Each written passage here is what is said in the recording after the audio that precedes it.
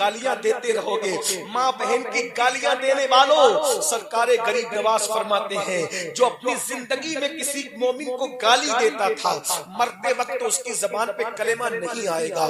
میں اپنی ماں اور بہنوں سے بھی کہتا ہوں، میری بہنوں تم بھی گالیاں نکالتی ہو، سن لو اپنے غریب نواز سرکار کا فرمان، فرماتے گالیاں دینے والوں کی زبان پر مرتے وقت کلمہ طیبہ نہیں آئے گا، بلکہ دنیا میں جو کہتے تھے مرتے وقت زبان پہ وہی آئے گا۔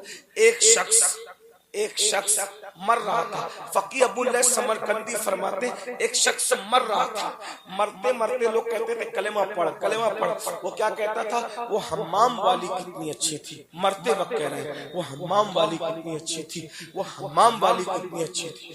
تو اس کے لوگ گھر کے لوگ پریشان تھے، یا اللہ یہ کلمہ نہیں پڑھ رہا ہے۔ سب کی دعا ہے نا مرتے وقت زبان پہ کلمہ آئے، ایسے نہیں آتا، ایسے نہیں آتا، یہ بہت آسان نہیں ہے جو لوگوں نے دین کو کھیل تماشا سمجھ رکھا ہے، ایسے کلمہ نہیں آتا۔ وہ مرتے ہوئے کہہ رہا تھا وہ حمام والی کتنی اچھی، اور لوگ حیران تھی کیا بک رہا ہے مرتے ہوئے، سوچو اس کا انجام کیا ہوا ہوگا۔ اس کے دوستوں میں سے کسی گہرے دوست سے پوچھا یہ حمام والی کا کیا مسئلہ ہے؟ کہا یہ لڑکیوں کا بڑا رسیہ تھا، یہ عورتوں کا بڑا شوقین تھا، اور یہ اس چکر میں رہتا تھا کہ کوئی عورت مل جائے اور اس کے ساتھ اپنی ہوس پوری کرے، بدی کرے، بدکاری کرے۔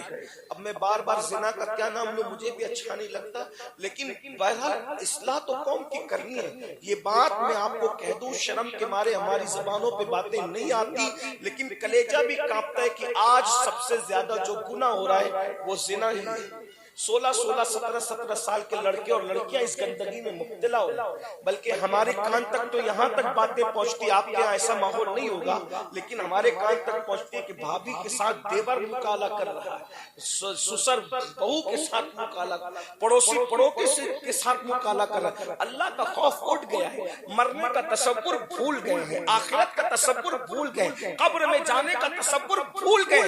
فرعون اور نمرود بھی حیرت میں ہوں گے کہ قوم اتنی بھی بگڑ سکتی ہے۔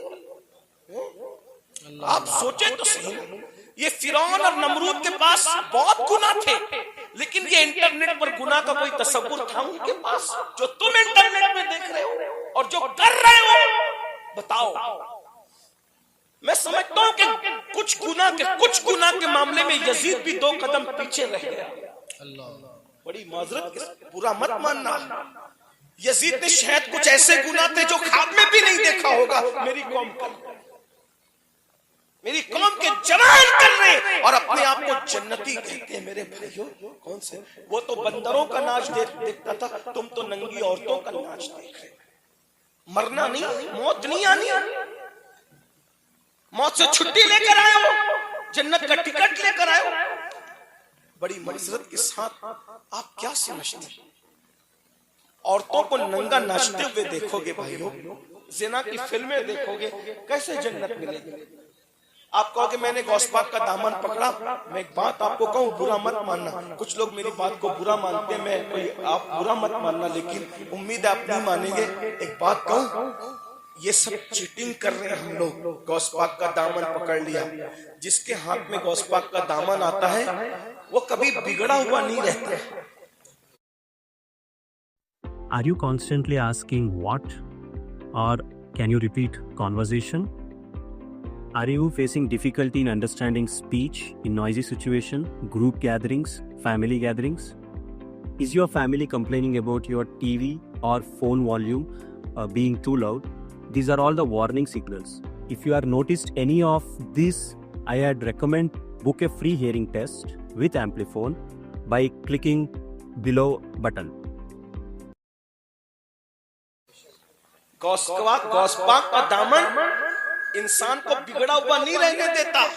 مشہور واقعہ ہے، ایک چور جنگل میں بیٹھا ہے، میرے سرکار غوث پاک اکیلے جنگل سے جا رہے ہیں۔ غوث پاک بڑے قیمتی اور خوبصورت کپڑے پہنتے تھے، چور نے سوچا سرکار اکیلے ہیں، دبلے پتلے ہیں، جبہ چھین لوں گا تو دن بھر کا خرچہ مل جائے گا۔